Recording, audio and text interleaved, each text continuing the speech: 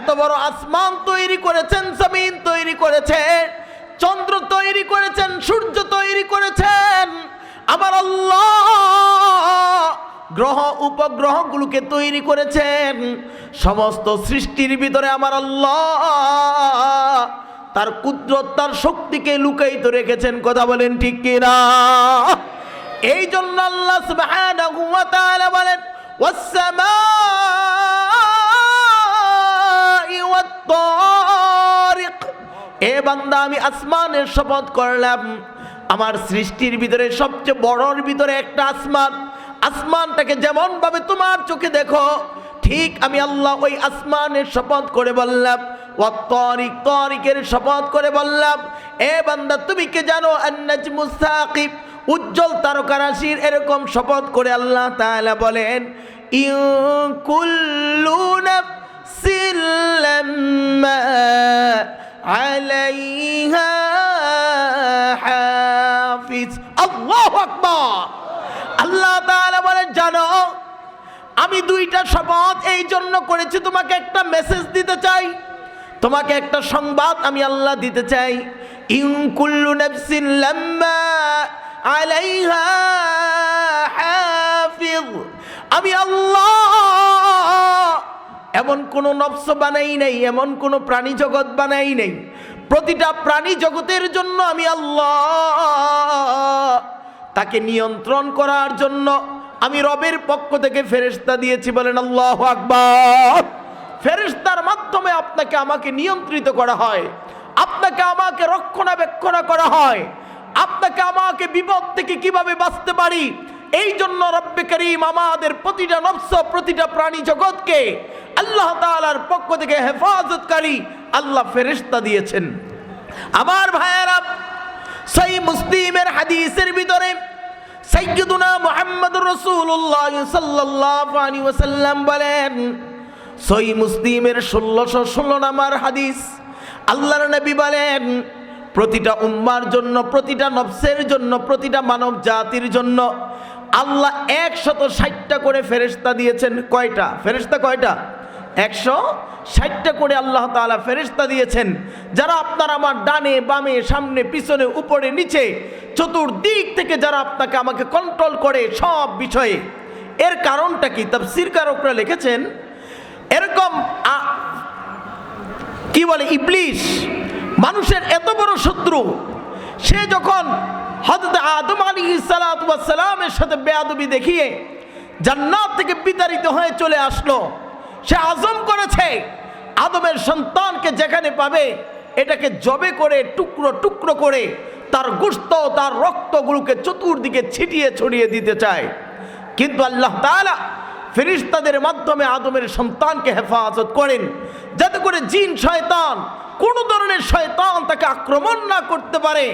আল্লাহ তাআলা চতুর্দিক থেকে ফেরেশতাদেরকে দিয়ে মালাইকা হাফেজার মাধ্যমে আল্লাহ আপনাকে আমাকে হেফাজত করে। বলেন আল্লাহু আকবার। আমার ভাইয়েরা, আপনি আশ্চর্য হবেন, আল্লাহ সুবহানাহু ওয়া তাআলা আপনাকে আমাকে যেই ফেরেশতার মাধ্যমে নিয়ন্ত্রিত করেন, একটা মানুষ সামনের দিকে যখন অগ্রসর হয়, একটা মানুষ যখন পিছনের দিকে এরকম ভাবে ব্যাক করতে চায়, ফেরেশতারা চতুর্দিক থেকে তাকে আকর্ষণ শক্তির মাধ্যমে ফেরেশতারা সামনের দিকে তাকে নিয়ে যায়। বর্তমান বিজ্ঞান যেটাকে বলে, এরকম মাটির একটা আকর্ষণ শক্তি আছে, আকর্ষণ শক্তির মাধ্যমে মানুষ সামনের দিকে হাঁটে, পিছনের দিকে আসে। এরে ভাই, এই আয়াতের ব্যাখ্যাটা পৃথিবী বিখ্যাত একজন দার্শনিক ছিলেন, আল্লাহ তাআলার মারিফাতের ইলম যার ভিতরে অনেক ছিল, আল্লামা জালালউদ্দিন এরকম ভাবে রুমি রাহমাতুল্লাহি আলাইহি, তিনি এই আয়াতের ব্যাখ্যা করতে গিয়ে বলেন তুকাইম বখদনি সতি এক কদম, তুকাইম বখদনি সতি এক কদম, জাগাইম মদদ মির সদ্দম বাদাম। আল্লাহু আকবার। এরকম ভাবে আল্লামা রুমি রাহমাতুল্লাহি আলাইহি বলেন, মানুষ যখন সামনের দিকে কদম ফেলাইতে চায়, ফেরেশতারা একটা একটা করে কদমকে সামনের দিকে নেয়। আবার মানুষটা যখন পিছনের দিকে আসতে চায়, আমার আল্লাহ তার নিয়ন্ত্রিত ফেরেশতাদের মাধ্যমে মানুষটাকে উঠায় এরকম ভাবে বসা থেকে দাঁড়ানোর শক্তিও দিয়ে দেয়। একটা জিনিস খেয়াল করেন তো দেখি, একটা কলমকে যদি আপনি এভাবে ধরেন, একটা লাঠিকে যদি এভাবে সোজা করে ধরেন, ছেড়ে দেওয়ার সাথে সাথে এটা পড়ে যায়। আমার ভাইয়েরা, একটা লাঠির ভিতরে যদি আপনি দুইটা ভাঙ্গা মেরে দেন, মাঝখান থেকে এরকম দুইটা খণ্ড করে দেন, আর এই খণ্ডওয়ালা লাঠিকে যদি ধরেন, আরে সোজা লাঠিই তো দাঁড়াইতে চায় না, খণ্ডওয়ালা দাড়ি আবার কিভাবে এই লাঠিটা কিভাবে দাঁড়াবে? তো আল্লাহ তাআলা প্রমাণ দেখালেন, এই মানব জাতির যে দেহটা আল্লাহ তাআলা তৈরি করেছেন, এই দেহটা যেটা দাঁড়ানোর মতো কোনো ক্ষমতা নাই, শক্তি নাই, এরপর আল্লাহ হাঁটুর ভিতরে ভাঙ্গা দিয়েছেন, কোমরের ভিতরে একটি ভাঙ্গা দিয়েছেন। এই এরকম ভাবে এই শরীরটা কিভাবে দাঁড়িয়ে যায়, কিভাবে হাঁটে, কিভাবে চলে। তো কায়েম বখদনি সতি কদম যে গায়েম মদদমি রসদ্দম বদাম। এই জন্য আল্লামা রুমি রহমতুল্লাহি আলাইহি বলেন, আল্লাহ তাআলা যে কোরআনে বলেছে, ইউ কুল্লু নাফসিন লাম্মা আলাইহা হাফিজ। আমার আল্লাহ তোমাকে আমাকে নিয়ন্ত্রণ করার জন্য ফেরেশতা দিয়েছেন। এটা তাফসীর কারকরা 1 নাম্বার ব্যাখ্যা লেখেন। 2 নাম্বার ব্যাখ্যা হলো, আমার আল্লাহ আপনার আমার ভালো কাজ খারাপ কাজগুলোকে লেখার জন্য কিরামান কাতিবিনদেরকে দিয়েছেন। তাদের কাজ হচ্ছে 24 ঘন্টা শুধু লিখতেই থাকে, লিখতেই থাকে। আল্লাহু আকবার বলেন। আল্লাহ তাআলা কিরামান কাতিবিনদের দায়িত্ব সম্পর্কে আল্লাহ বলেন, ওয়া মা ইয়ালফিযু মিন কাউলিন ইল্লা লাদাইহি রাকীবুন আতীদ।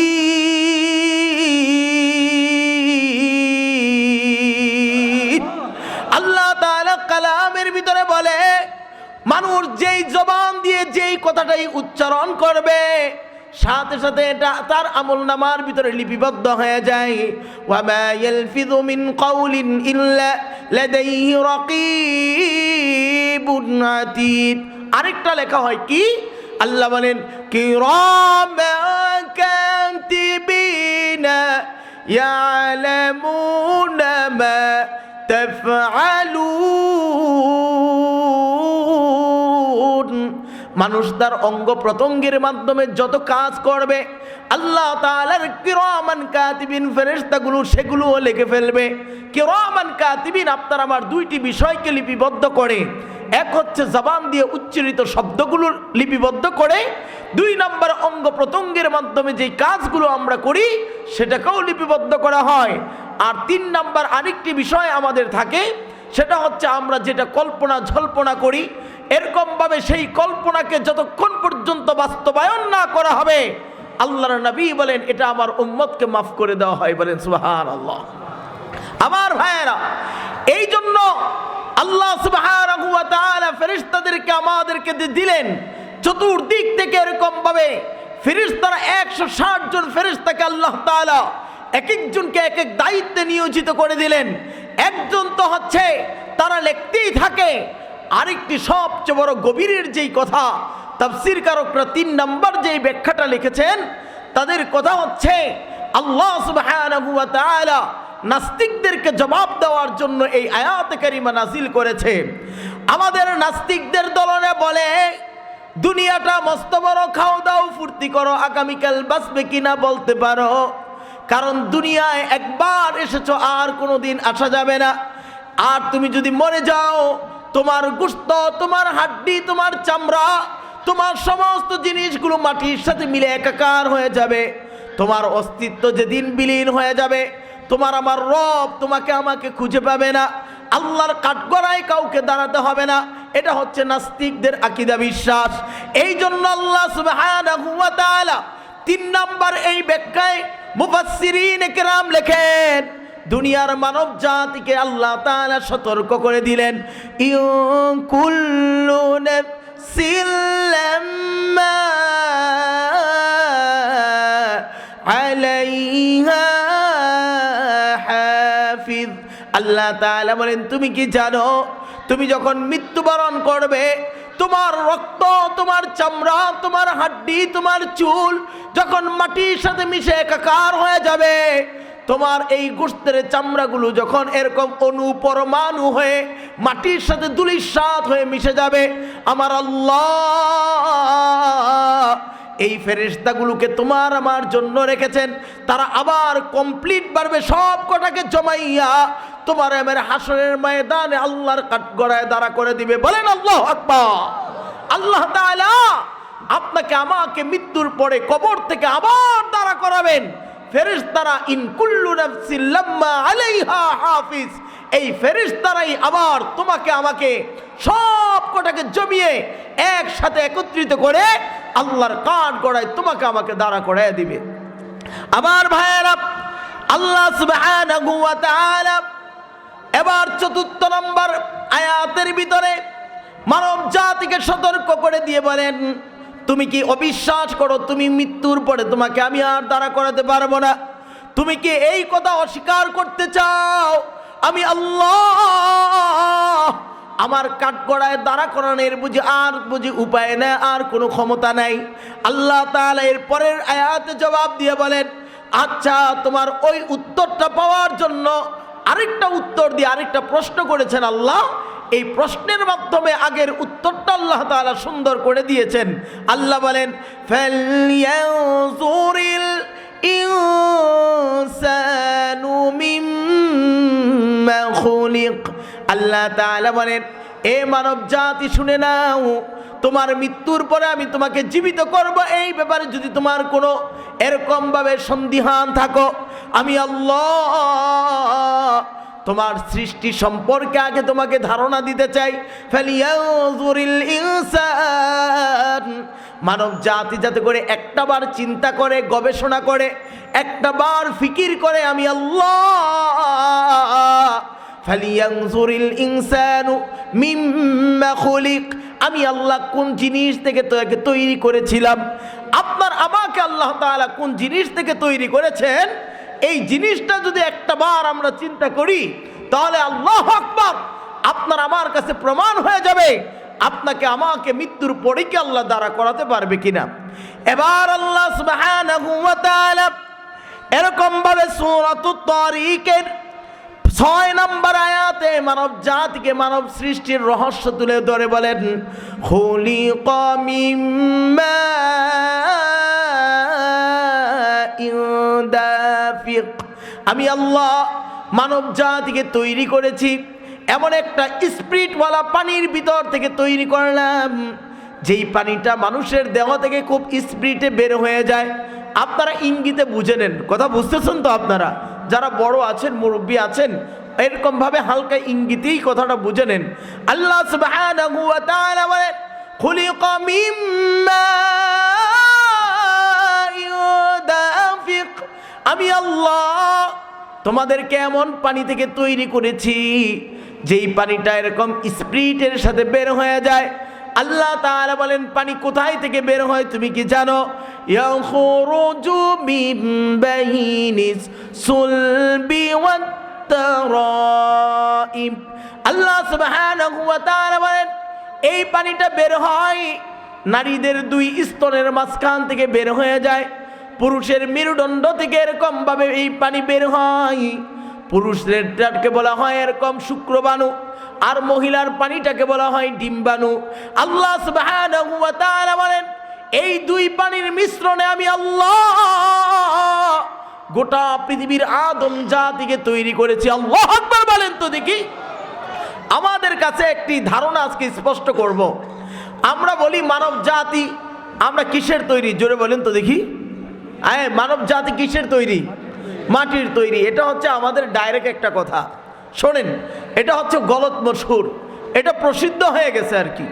আসলে মূলত মাটি থেকে তৈরি আল্লাহ তাআলা আদমকে করেছেন। আল্লাহু আকবার বলেন না। এই মূলত তৈরি কাকে করেছে? জোরে বলেন তো দেখি। আদম আলাইহিস সালাতু ওয়াস সালামকে আল্লাহ তাআলা দুনিয়ার জমিন থেকে এক মুষ্টি মাটি নিয়ে সেই মাটি থেকে আল্লাহ তাআলা আদমকে বানিয়েছেন।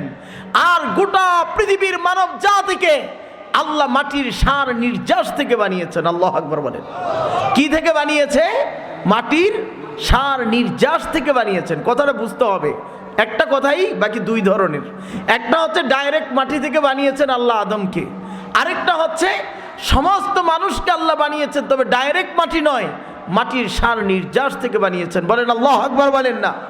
আমার ভাইয়েরা, আল্লাহ সুবহানাহু ওয়া তাআলা বলেন ইয়াখরুজু মিন বাইনিস সুলবি ওয়াত তারাইব, আমি আল্লাহ এরকম ভাবে মানব জাতিকে যেই পানির মাধ্যমে এরকম তৈরি করলাম, এই পানি কোথায় থেকে তৈরি হয় তোমরা কি জানো? আল্লাহ তাআলা বলেন এই বীর্য তৈরি হয় রক্ত থেকে, রক্ত থেকেই এরকম ভাবে রক্তের ফেনা থেকে বীর্য তৈরি হয়। রক্ত কোথায় থেকে তৈরি হয়? রক্ত তৈরি হয় খাবার থেকে, গাছপালার ফল থেকে। আচ্ছা, এগুলো কিভাবে, মাটির সার নির্যাসটা কিভাবে হয়? আজকে আপনাদের সামনে এই বিষয়টাকে একটা মিনিটে তুলে ধরে আমার মূল আলোচনার দিকে যাব। আমার ভাইয়েরা, এই যে আমাদের দু চোখে যত উদ্ভিদগুলো আমরা দেখি, গাছপালাগুলো দেখি, দেখবেন সমস্ত গাছপালা শিকড়গুলো মাটির সাথে, মাটির গভীরে ঢুকানো আছে। কথা বলেন ঠিক কি না?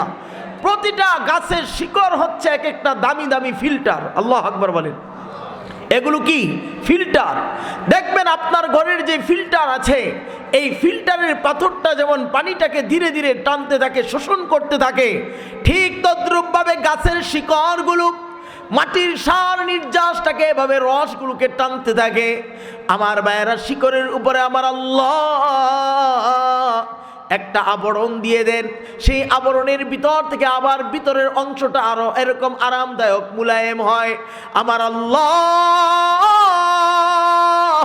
যখন এরকম ভাবে মাটির সার নির্যাসটা গাছ টানতে থাকে, আর এই পানিগুলো ধীরে ধীরে উপরের দিকে ওঠে, গাছের ঢাল পানির ভিতরে ছড়িয়ে যায়, গাছের পাতার দিকে পানিগুলো ছড়িয়ে যায়। সূর্যের আলোটা যখন সবুজ গাছের পাতার সাথে একত্রিত হয়, সেখানে সবুজ পাতার ভিতরে একটা রান্না তৈরি হয়। সেই রান্নার ভিতর থেকে আল্লাহ অক্সিজেনকে ছড়িয়ে দেয়। কোন আল্লাহু আকবার বলেন না। গোটা পৃথিবীতে অক্সিজেন ছড়িয়ে পড়ে, আর এই অক্সিজেন মানুষ গ্রহণ করে। আর আমার আল্লাহ সুবহানাহু ওয়া তাআলা গাছের ভিতরে যখন ধীরে ধীরে শক্তিগুলো জমা হতে থাকে, মাটির সার নির্যাস হতে থাকে, এক সময় ধীরে ধীরে গাছটাও বালেগ হয়ে যায়। কোন আল্লাহু আকবার বলেন। আমার ভাইয়েরা, গাছ কিভাবে বালেগ হয়?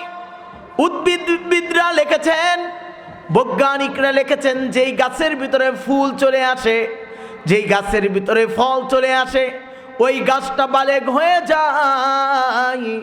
আমার ভাইয়েরা, যখন মাটির সার নির্যাসটা তৈরিটা গাছের ভিতরে হয়, গাছের ভিতরে যখন জমে যায়, এবার আমার আল্লাহ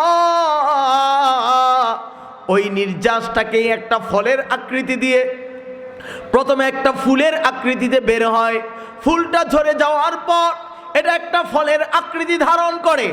আম, জাম, কাঁঠাল, লিচু বিভিন্ন আকৃতিতে এটা একটা আত্মপ্রকাশ করে। এবার মানব জাতি যখন আম গাছ থেকে আম খায়, জাম গাছ থেকে জাম খায়, লিচু গাছ থেকে লিচু খায়, কাঁঠাল গাছ থেকে কাঁঠাল খায়, আল্লাহ সুবহানাহু ওয়া তাআলার কুদরতে ওই শক্তিটা এবার যুবকের শরীরের ভিতরে চলে আসে, মেয়ে মানুষের শরীরের ভিতরে চলে আসে। উভয় পক্ষের সহবাস যখন হয়, আমার আল্লাহ এই শক্তিটাকে এরকম এক ফুটা নাপাক পানির মাধ্যমে আল্লাহ তাআলা মাটির সার নির্যাস থেকে আল্লাহ মানব জাতিকে তৈরি করেন। বলেন আল্লাহু আকবার। আমার ভাইয়েরা, গাছ কিভাবে বালেগ হয়, গাছ কিভাবে গর্ভধারণ করে, যারা উদ্ভিদবিদ তারা লিখেছেন গাছ তিনভাবে বালেগ হয়। এক নম্বরে হচ্ছে একটি বিশাল বড় আমের বাগান, জামের বাগান, কাঁঠালের বাগান, ওই বাগানের ভিতরে একটা ছেলে গাছ থাকে। ছেলে গাছটার শিকড় যখন এরকম মাটির নিচ দিয়ে চলে যায়, আর একটা গাছ আরেকটা গাছের শিকড়ের সাথে তাদের মিলন হয়, সম্পর্ক হয়, সহবাস হয়ে যায়। এর মাধ্যমে আল্লাহ মেয়ে গাছটাকে গর্ভবতী বানিয়ে দেয়। আল্লাহু আকবার বলেন। এরকম ভাবে মেয়ে গাছটাকে আল্লাহ গর্ভবতী বানিয়ে দেয়। দুই নাম্বার, ছেলে গাছের ফুল যখন মেয়ে গাছকে এরকম গ্রাম দেওয়ানো হয়, ছেলে গাছের ফুল যখন মেয়ে গাছের সাথে ছোঁয়া দেওয়া হয়, মেয়ে গাছটা এরকম ভাবে গর্ভবতী হয়ে যায়। যেমন আমাদের নরসিংদীতে ওখানে অনেক কাকরোল গাছ আছে, কাকরোল। আপনারা শহরের মানুষ, শহরে অনেক কাকরোল খান আপনারা। এই কাকরোলের ছেলে গাছের ফুল দিয়ে যখন মেয়ে গাছকে ছোঁয়া দেওয়া হয় তখন তার ভিতরে ফলন বেড়ে যায়। আল্লাহু আকবার বলেন তো দেখি। ঠিক এই জিনিসটা আরবের ভিতরেও আছে। এরকম ছেলে গাছের ফুল দিয়ে, খেজুর গাছের ফুল দিয়ে মেয়ে খেজুর গাছকে যখন ছোঁয়া দেওয়া হয় তখন খেজুর এরকম মেয়ে গাছটার ভিতরে অনেক বেশি ফলন হয়। আমার ভাইয়েরা, 2 নম্বর পদ্ধতি হচ্ছে একটা ছেলে গাছের ফুল মেয়ে গাছের ছোঁয়া দিতে দেরি সে গর্ভবতী হয়ে যায়। 3 নম্বর পদ্ধতিটাই আমাদের দেশে সবচেয়ে বেশি, সেটা হচ্ছে ছেলে গাছের উপর দিয়ে যখন কোনো বাতাস প্রবাহিত হয়, এই বাতাসটা যখন মেয়ে গাছের উপরে লেগে যায়, আমার আল্লাহ মেয়ে গাছটাকে গর্ভবতী বানিয়ে দেয়। আর তার মাধ্যমে এরকম ফলের জন্ম হয়, ফল তৈরি হয়। সেই ফলটা যখন মানব জাতি ভক্ষণ করে, আমার আল্লাহ সেখান থেকে এরকম ভাবে মাটির সার নির্যাসকে খাওয়ার কারণে আল্লাহ সেখান থেকে তার কুয়া, তার শক্তি আল্লাহ তাআলা দান করে। আর তার মাধ্যমেই বীর্য তৈরি হতে থাকে। আল্লাহ তাআলা সেখান থেকে বাচ্চা তৈরি করেন। আল্লাহু আকবার বলেন। আমার ভাইয়েরা, আরেকটু গভীরে আপনাদের সামনে আলোচনা করতে চাই। আমার ভাইয়েরা, একটা ফল যখন মানুষ খায়, আল্লাহ সুবহানাহু ওয়া তাআলা তার পেটের ভিতরে অসংখ্য নাড়ি দিয়েছেন। ভিতর থেকে এটা পেস্তে পেস্তে ধীরে ধীরে নিচের দিকে যেতে যেতে এটা একবারে সিদ্ধ হয়ে যায়, এটা রসালো হয়ে যায়। আমার ভাইয়েরা, শক্ত খাবারটাও ধীরে ধীরে নরম হয়ে একবারে রসালোর মতো হয়ে যায়। সব কটার মিলিয়ে যখন এখানে টাঙ্কির ভিতরে, এই যে আমাদের 2 পাশে 2টা কিডনি আছে, এই কিডনির ভিতরে আল্লাহ সুবহানাহু ওয়া তাআলা অসংখ্য ছাকুনি দিয়েছেন। বৈজ্ঞানিকরা বলেছেন আল্লাহ সুবহানাহু ওয়া তাআলা প্রায় 40 লক্ষ করে একটা কিডনিতে আল্লাহ ছাকুনি দিয়েছে। কোন আল্লাহু আকবার বলেন। 40 লক্ষ করে 80 লক্ষ ছাকুনি আল্লাহ তাআলা আমাদের 2 পাশের 2 কিডনিতে দিয়েছেন। আমার ভাইয়েরা, এটা যখন পাথরের মতো রসটাকে টানতে থাকে, সমস্ত রসগুলো যখন চুষে চুষে এই কিডনিটা থেকে থেকে যখন সমস্ত রোগের শিরা উপশিরায় সব জায়গায় যখন ছড়িয়ে দেয়, আর কোনো রস যখন বাকি থাকবে না, এই সাবাগুলো আমাদের মাঝখান দিয়ে থেকে যায়। আপনারা কোনা পাড়াতে অনেক আখের রস খেয়েছেন, দেখবেন মিশিংয়ে যখন এটাকে ভাঙতে থাকে তখন এরকমভাবে একদিক থেকে দেয় আর রস বের হতে থাকে। 1 বার 2 বার দেওয়ার পরে যখন আর রস বের হয় না, এই লোকটা আবার এই সাবাটাকে কয়েকটা ভাঙ্গা দেওয়ার পরে মিশিংয়ের ভিতরে যখন দেয় আর কোনো রস পড়ে না, এই সাবাটাকে দেখবেন এখানে একটা বস্তা রাখে, আস্তে করে নিচে ডিল দিয়ে ফেলে দেয়। কথা কোন ঠিক কিনা? এর মানে হচ্ছে এই রস, এই সাবার ভিতর আর কোনো রস নাই। আমার ভাইয়েরা, আমরা যখন খাবার খাই, খাবার খাওয়ার পর সমস্ত খাদ্যের রসগুলো, উপাদানগুলো ছাঁকুনি যখন চতুর্দিক থেকে এটাকে চুষে নিয়ে যায়, ফিল্টারের মতো সমস্ত শিরা উপশিরায় পৌঁছিয়ে দেয়। এই সাবাগুলো আমাদের মাঝখানে থেকে যায়। মাঝখান দিয়ে আল্লাহ পায়খানার রাস্তা রেখেছেন। টয়লেটে গিয়ে যখন আপনি হাসতে করে একটা চাপ দেন, সাথে সাথে ময়লাগুলো, সাবাগুলো পড়ে যায়, সমস্ত রসগুলো দেহের ভিতরে আল্লাহ ঢুকিয়ে দেয়। কোন আল্লাহু আকবার। আল্লাহ তাআলা মানব জাতির খাদ্যের উপাদান এরকম ভাবে সুন্দর করে আল্লাহ তাআলা মানবকে তৈরি করেন। আল্লাহ সুবহানাহু ওয়া তাআলা এবার বলেন, ইন্নাহু আলা রাজইহি লাকাদির। আল্লাহ সুবহানাহু ওয়া তাআলা বলেন, তুমি কি জানো আমি আল্লাহ, আমার কাছে তোমাকে ফিরিয়ে আনার ক্ষমতা, আমি আল্লাহর কাছে ফিরিয়ে আনার শক্তি আমি আল্লাহর একমাত্র রয়েছে। আমি আল্লাহ তোমাকে যখন চাবো তোমাকে তোমার সমস্ত ফ্যামিলি, আত্মীয় স্বজন সবার ভিতর থেকে টান দিয়ে তোমাকে সরিয়ে নিয়ে আসবো। ঠিক কি না? আল্লাহ তাআলা বলেন, তোমাকে যখন চাবো তখনই আমি এখান থেকে সরিয়ে নিয়ে আসবে।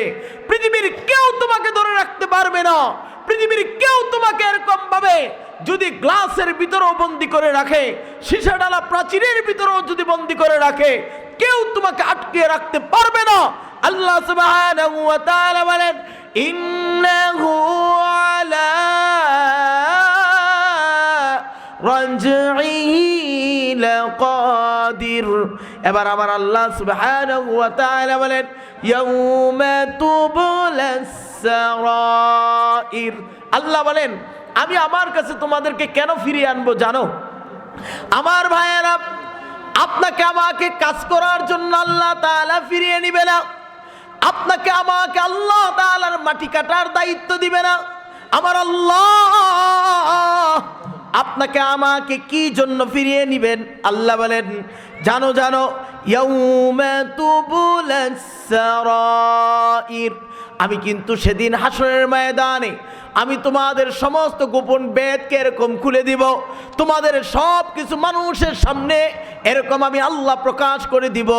আহারে, আমরা দেখেছি আমাদের অনেক নেতারা আছেন যারা পদ্মা সেতুর নামে একটা কলমের খোঁচা দিয়ে কোটি কোটি লক্ষ লক্ষ টাকা আপনারা পাচার করে দিয়েছেন, কিন্তু জনতার সামনে মুখোশধারী ভালো হওয়ার চেষ্টা করেছেন। কথা বলেন ঠিক কিনা?